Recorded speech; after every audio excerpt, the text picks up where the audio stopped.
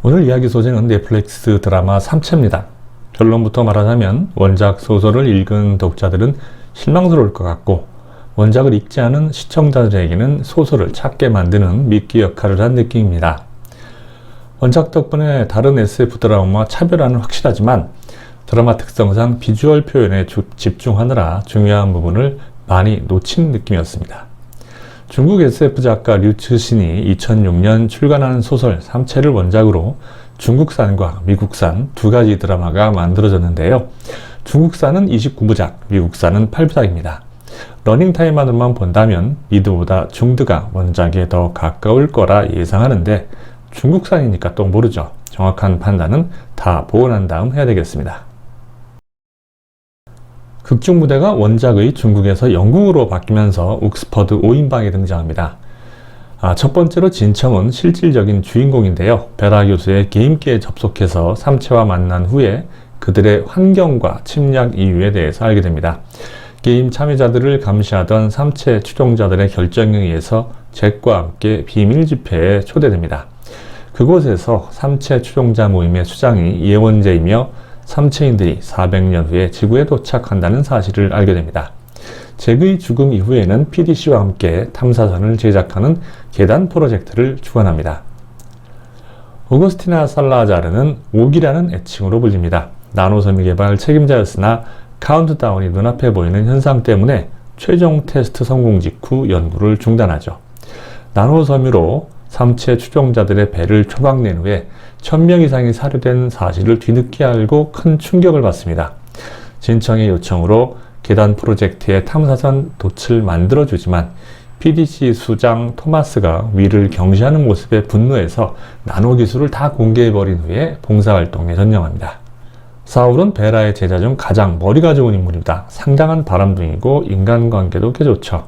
면벽자 중 한 명으로 선정되지만 거절했다가 지자가 조종한 자율주행차의 암살 시도를 가까스로 피한 후, 그리고 저격을 피한 후에 생각을 바꾸게 됩니다.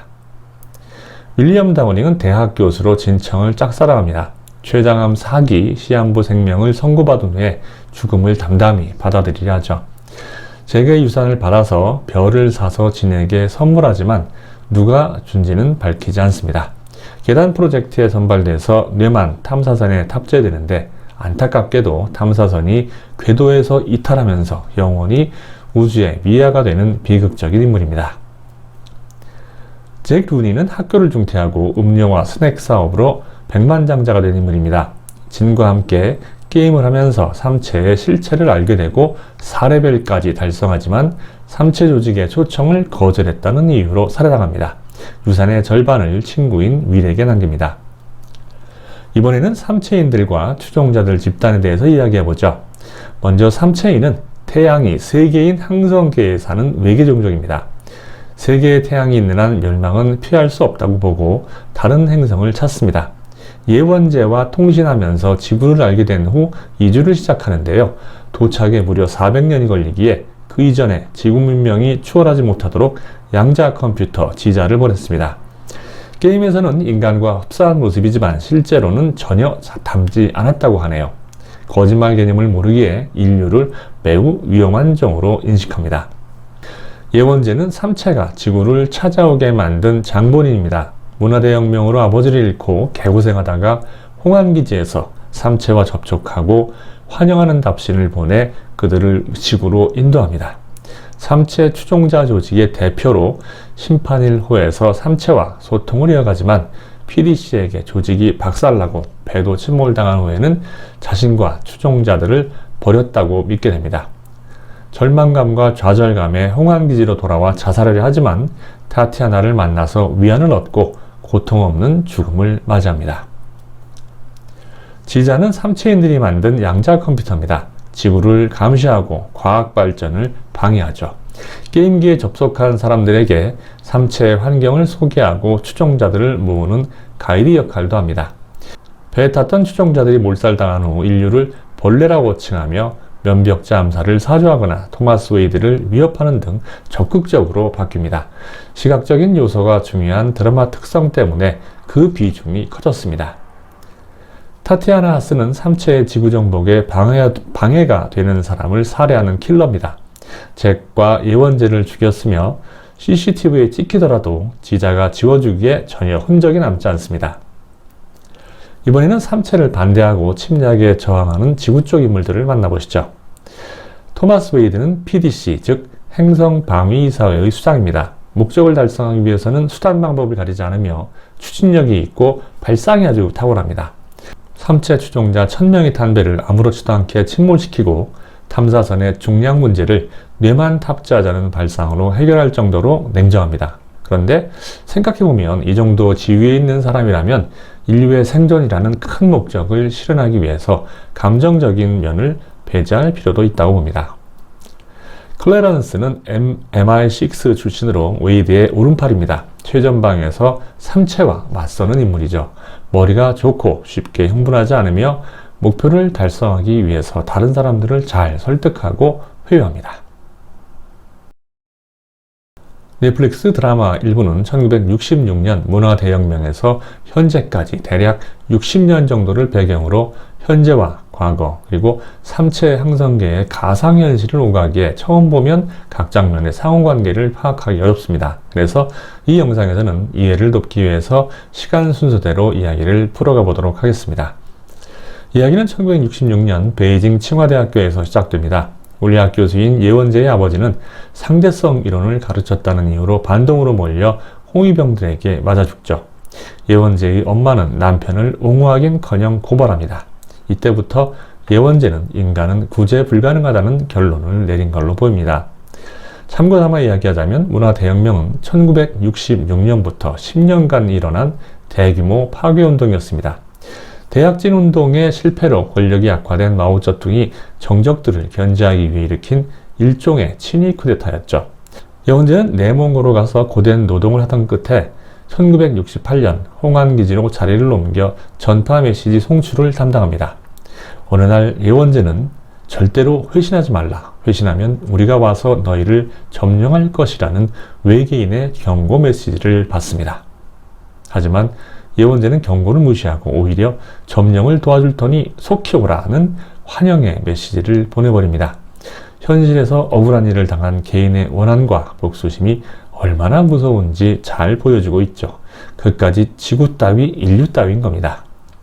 1982년 예원제는 런던에서 에반스를 만나 연구소에서 자신이 한 일을 고백합니다. 재벌집 아들이었던 에반스는 삼체와 소통할 기반 시설을 마련해 줄 수 있는 상대였거든요. 에반스는 그녀의 말대로 소통 장비를 마련하고 1984년 대서양에서 심판의 날이라고 명명한 배에서 제외합니다. 하지만 예원제의 이러한 행동은 딸의 자살을 초래하고 말죠. 2024년 그녀의 딸 베라는 엄마가 무슨 일을 하게 되었는지 알고 투신자살하고 맙니다. 베라의 장례식에 오기, 진, 사울, 윌, 잭 5명의 제자들이 모이면서 이야기는 본격적으로 시동을 걸게 됩니다. 오기는 눈앞에 카운팅이 보이는 증상으로 고통받다가 갑자기 나타난 정체불명의 여자의 조언대로 나노섬유 연구를 포기합니다. 놀랍게도 카운트 증상이 사라집니다. 진청은 잭과 함께 3레벨 통과자들만 받을 수 있는 초청장을 받고 4레벨에 도전합니다. 그 안에서 삼체 문명은 멸망할 수밖에 없으며 지구 침략이 유일한 해법이고 이를 위해 천척의 성간함대를 만들어 놓았다는 설명을 듣게 됩니다. 하지만 잭은 사기라며 집으로 돌아갔다가 타티아나에게 살해되죠. 진청은 클래런스의 지시를 받고 삼체 추종자 모임에 참석한 후에 조직의 수장이 예원제라는 사실을 알게 됩니다. PDC 대원들이 현장을 습격하고 타티아나가 진청을 살해하려 하지만 클래런스의 반격으로 실패합니다. 에반스와 동화에 대해서 이야기하던 중에 지자는 인류가 거짓말을 한다는 사실에 경악합니다. 심리적으로 소통하는 특성상 거짓말 개념이 없는 삼체인들에게 인류가 매우 위험한 종족으로 분류가 되는 순간이었죠. 삼체 조직과 지자는 연락이 끊기고 본격적인 인간과의 대립이 시작됩니다. 토마스 웨이드는 삼체 추종자들과 지자가 주고받은 데이터를 회수하기 위해서 나노섬유로 배를 파괴하는 작전을 실행합니다. 배는 나노섬유가 설치된 포위망으로 들어가서 식빵처럼 잘려서 무너지죠. 탑승객들과 에반스 역시 같은 모습으로 죽고 PDC는 데이터를 손에 넣습니다. 인간과 소통을 끊었던 지자는 진청과 토마스 앞에 나타나 앞으로 지구 문명을 본격적으로 감시하고 발전을 저해하겠다고 말합니다. 인간은 벌레라는 메시지를 지상의 모든 화면에 띄우고 난 후 거대한 하늘의 눈 형태로 나타나 인류를 공포로 몰아넣습니다. 예원제는 심판 1호가 PDC의 함정에 걸려 박살났는데도 삼체인들이 아무 조치를 하지 않자 버림받았다고 생각하고 절망합니다. 그녀에게 구세주의 외면은 사형선고나 마찬가지였겠죠. 예원제는 삶을 마감하기 위해 형왕기지로 돌아오는데 뜻밖에도 타티아나와 재회합니다.